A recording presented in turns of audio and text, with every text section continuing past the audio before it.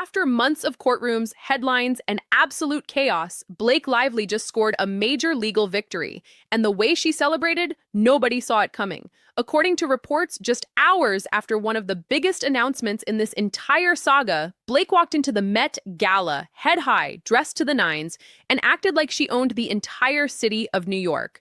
But here's what the cameras didn't show you, and it changes everything.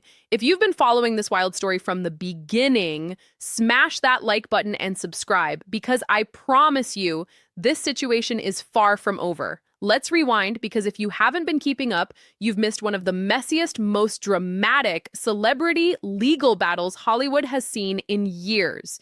It all started with It Ends With Us, a romantic drama that was supposed to be a career-defining moment for both Blake Lively and her director, Justin Baldoni. Instead, it became a war. Blake accused Baldoni of sexually harassing her on set and allegedly orchestrating a sophisticated smear campaign to destroy her public image when she spoke up. Baldoni fired back with a staggering $400 million defamation lawsuit, claiming Blake fabricated the entire thing to seize control of the film. Fans were divided. The internet exploded. And for over a year, the case dragged through federal court, with bombshell filing after bombshell filing, keeping the world glued to every update. Then, just 2 weeks before the trial was set to begin, something unexpected happened. But then, something happened that nobody saw coming.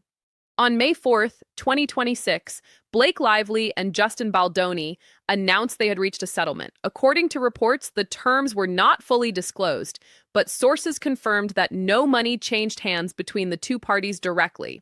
Now, Ibersal da Bapri Abrows on the surface, that sounds like a loss for Blake, right? And that's exactly what Baldoni's camp wanted you to think. His attorney, Bryan Freedman, wasted no time going public, reportedly saying that Baldoni was ecstatic with the result and that Blake had received nothing. But here's where fans started paying closer attention, because buried inside the settlement documents, filed quietly in federal court in New York, was a critical detail. According to those filings, Blake specifically retained her right to pursue attorney's fees and additional damages under a California law designed to protect sexual abuse survivors from retaliatory defamation lawsuits. She didn't just walk away, she kept the door open. But that wasn't the only thing people noticed. The very same day the settlement was announced, May 4th, Blake Lively showed up at the 2026 Met Gala, not as a wallflower, not quietly. She walked in as a personal guest of Anna Wintour herself, according to reports. Stunning look, confident energy, zero apologies, and then another detail started raising questions. Ryan Reynolds, ever the supportive husband, posted a smiling couple selfie on Instagram almost immediately, seemingly sending a message to anyone hoping this had cracked their marriage. We're fine. That's where things became even more complicated. The internet lost its mind. Within hours of the settlement news, Blake's Met Gala appearance and the Reynolds Instagram post all hitting at once, Twitter, or X, whatever we're calling it, was trending with takes from every direction. Group A, Volkerons, Blake supporters, Sir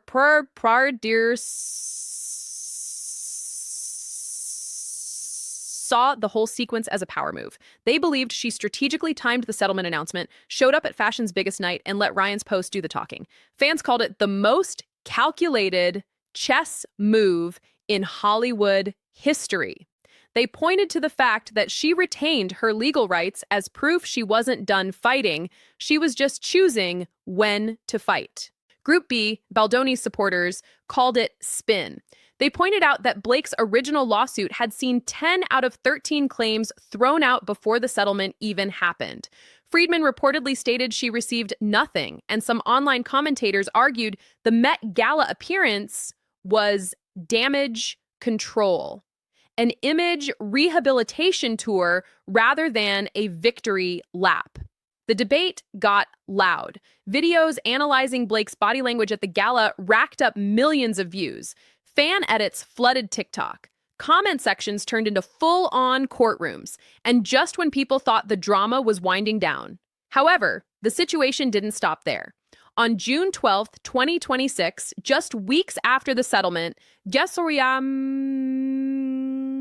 Louis Lyman issued a new ruling, and this is where the story takes an unexpected turn. According to multiple reports, the judge ordered Justin Baldoni and Wayfarer Studios to pay Blake Lively's legal fees and costs. Why? Because under California's Protecting Survivors from Weaponized Defamation Lawsuits Act, a law specifically created to shield sexual misconduct, survivors from retaliatory legal attacks. The court found that Blake had brought her claims in good faith, with no evidence of malice. Her attorneys released a statement that fans immediately started sharing everywhere. They reportedly declared, "Today's ruling makes it clear that Ms. Lively brought her claims in good faith, that there was no evidence she acted with malice." But one detail completely changed the conversation. The judge also ruled that while your damages weren't available through this specific motion, he explicitly left the door open for Blake to pursue further damages through an entirely new, independent lawsuit. Read that again. The judge didn't just award her fees. He reportedly said she could come back through a separate case, potentially in federal court. Baldoni's attorney pushed back hard, reportedly saying she was only awarded limited attorney fees for a single claim, and calling it a fruitless mission. But legal observers online began asking, if Baldoni truly won, why is he still on the hook for her legal bills? Now, and this is important, all of this is still unfolding, and we have to be careful about jumping to conclusions. But if reports are accurate, Blake Lively just achieved something quietly significant. She settled a case that was about to go to a very public, very messy trial, avoided what could have been weeks of brutal testimony, and walked away with a court ruling in her favor, Baldoni's side paying her legal costs, and her rights to pursue further damages fully preserved. Many legal observers believe this is a strategic reset, not a surrender. If this turns out to be true, that she is actively preparing a follow-up claim, the implications for Baldoni and Wayfarer Studios could be enormous. The original lawsuit reportedly sought $64 million in reputational harm damages alone. There's also the question of public image. Blake's reputation took a brutal hit during this saga. The smear campaign allegations, the coordinated online attacks that sources say were orchestrated against her. Whether a new legal filing could rehabilitate that image or reignite the controversy all over again is something many observers are watching closely. And then there's Hollywood itself. The industry is paying attention. If Blake successfully uses a Me Too-era California law to hold a production company accountable, it could set a precedent that ripples through every studio in town. Here's what we know right now. The settlement happened, the fee ruling happened, and the judge has reportedly left the door open for round 2. But there are still massive questions nobody has answered. What exactly were the undisclosed settlement terms? Sources say no money changed hands, but is that really the full picture? And with Blake's attorneys now requesting extra time to calculate how much they'll be seeking in legal fees, citing her busy schedule and what exactly is she busy with? Is a new movie in the works? Is a follow-up lawsuit being quietly prepared? And why, according to TMZ, was Blake spotted walking alone near her Pound Ridge home just last week, while Taylor Swift had a full house of friends at her Rhode Island compound nearby? Fans are already theorizing. Some believe the biggest revelation in this entire story hasn't happened yet. While most people think they finally understand what went down between Blake and Baldoni, the settlement, the ruling, the fees, there are those who believe we are only at the beginning of the next chapter. So let's bring it all together. Blake Lively and Justin Baldoni settled their lawsuit in May, just before trial. No direct cash changed hands, but Blake kept her legal rights. The judge then ordered Baldoni's side to cover her legal fees, ruling she acted in good faith.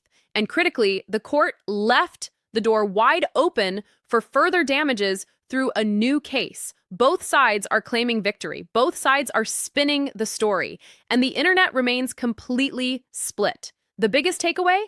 This is not over. Not even close. What do you think? Did Blake actually win this? Or is Baldoni right that she walked away with almost nothing? Drop your take in the comments below, and if another major update drops, and trust me, you'll hear about it right here first. Thanks for watching.